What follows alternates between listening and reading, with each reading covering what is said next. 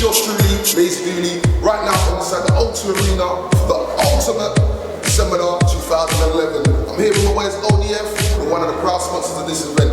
Let me tell you how it goes. Basically, up and coming artists come here to listen to people that are already in the music industry, artists, management, PR teams, and they let you know what to avoid and what to get into when becoming a star. So they'll tell you the pitfalls, the good points, the bad points, and all that good stuff. So I'll tell you what, we're going to talk to some up and coming artists as well as the ones that you already know. And I started as a dancer. No, just kidding. I'm actually really good, but I'll get on to that later. But no, I started as a musician, and then I did some record plugging, and then now I produce records and write. How you doing? I'm Jake Gosling. I produced Ed Sheeran's album Plus, so I'm just here, just been speaking on the panel, and yeah, it's gone really well, so all good. Cool. Who work with other artists and work with in I work with Wiley, I work with Retro 2, I work with P Money, just did a remix with him for Ed. Loads of urban artists really, but yeah. And when I was at uni, I didn't really do loads of education, but I sort of used the uni as a good place. It was in Manchester and Salford, and there was a good scene in music out there, so I stuck with that. And then I did work experience, which was really useful, and I did some stuff at Virgin Records. I think people can always underestimate work experience because it's really, really important. It can really help you on your work. I think the main thing is, I think what everyone's been saying today is work really hard, focus on what you're doing, work, even some more. You know, you've got to keep at it, and also try and do as much yourself. I think what with the internet and Twitter and Facebook and all that sort of stuff, how we did it with Ed was really like, you know, we just didn't care about labels or management or really anything else like that. We just carried on and did it ourselves, and then if we believed in it, then hopefully everyone else would too. I guess that's it, man. How have you not find the transition from moving from like what you're doing before into like the mainstream and being called down to do things like this? How do you find it? It was quite a sudden blow up thing for us. Like all the music we made was kind of before everything blew up. Well, not really. Like Trumpets was like the second song we ever made, and then when it got released and then did well, because everything happened so quickly. I don't really know. I don't feel very different. I just know that I've got a lot more to do. Yeah. And sometimes people ask for photos and shit, which is kind of it's a weird feeling, but it's obviously a good sign. Do you know what I mean? Just into stardom, yeah. Well, yeah. Like even you saying stardom, I don't really understand. It just freaks me out, man. Like I can't. It's weird. It's just weird. I think sometimes it takes a while to sink in. Like it's only a few moments. I kind of be like, whoa, this is weird. Like even the fact that people are handing us demos, I don't really get that. Like I wouldn't, because literally 4 or 5 months ago I would have been doing that myself. So. And the one thing that I always find, whether it's whichever broadcaster I've ever worked for or in any area of media, entertainment, showbiz, is a lot of young people that come to the industry today think everyone becomes an overnight success. I've met a very important young lady today. Would you like to introduce yourself? I love the word young. I don't think anyone said that to me today yet. Right, I'm Jasmine Dotiwala. I'm a broadcaster, journalist, have been in the media industry for a minute. My brief CV. Okay, after uni I did work experience for The Big Breakfast, which was a Channel 4 TV show. I was a runner, then I was a floor manager there. Then the Tame company made a show called The Word, which was a big youth culture show in the 90s. It was outrageous.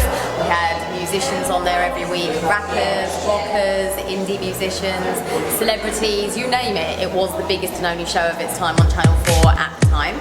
I was one of the presenters on it, and after I finished there, after 2 years, I went to MTV. I was an MTV News presenter for MTV News International on MTV Europe for the next 3 or 4 years. Then I decided that I actually wanted to do more of the behind the camera stuff because I'm quite opinionated, I like talking a lot, I like writing my own scripts, and when you're a presenter, I don't know if this is how it works with you guys, but my producer used to tell me what to say, or she would write on the auto cue what she wanted me to say. Half the time I disagree with it, I didn't really talk like that, etc, etc. So the people behind the camera tend to have more power, so I ended up being a producer and a director at MTV for the next few years. I did everything from cribs, making a video, diaries of, every MTV show that you can think of, I've probably series execs and produced. And then for my last 5 years at MTV, I was head of MTV based production, and brought in people like Kojo and all the young UK, Team UK as we like to call them back then, and now everyone uses the phrase Team UK. Yeah, we didn't have any money, we brought people together, we unified the team and the industry, and to cut a long story short, now it's all working because they're all in the charts. But if you actually believe in something and you know in your heart that it's right for you, then you just stick to it and don't let people knock you. How do you find social networks? How important is that to getting yourself out there and get the wheels rolling? Apart from the actual music, it's the next most important thing. YouTube, Twitter, Facebook, all the rest of them are just an absolute fantastic tool for getting your music out there, getting your face known, building up a massive fan base. You know, when everyone started going on Twitter, it became the big thing. So many people have been signed through that. So many people have made connections, and like Skepta, who was working with P Diddy through Twitter and stuff. So it is really, really important.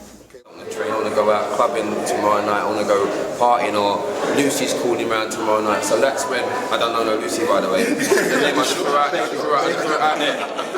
Yeah, but you know what I mean, that's where it kind of separates those who want to and those who don't really want to. Certain career paths in the music industry, you can go along with people telling you what to do every day, but if you want to be, if you want to be a real art, like I feel if you want to be a real artist and you want to have your own identity, you just have to have a stronger idea and be able to say to someone, even someone who's been in the industry for longer than you, if they, if you don't agree with something and your instinct tells you to do something else that's more you, then a lot of the time, then I would say do that. I'd never been to one, and there wasn't really one that I knew about when I was like early on in my career. But I think had I known about this 2 or 3 years ago, it would have been good, because it's good to get people's stories and people's best and worst advice. And yes, I think it's good. Every singer, there's definitely a pressure to stand out. Up your game is strange because with me anyway, like I go shopping Zara and I still go shopping Zara today, So financially, money-wise, it's not really about upping your game. What's good, people? My ultimate seminar, it's sick, really inspirational and that. I advise everybody to come down. I want to pick up ODF Clothing because they've been showing me mad support and everything, yeah. So big up ODF Clothing and come down to the ultimate seminar. And I'm here with the ODF Clothing guys. With ODF Clothing. ODF Clothing. And you're watching ODF Clothing. ODF Clothing and waiting for our free top to come. ODFclothing.com and DannyMeetsWemboss.com. Do it. In a race with my own race, just to raise the roof, and I ain't talking about the ceiling. Here's something.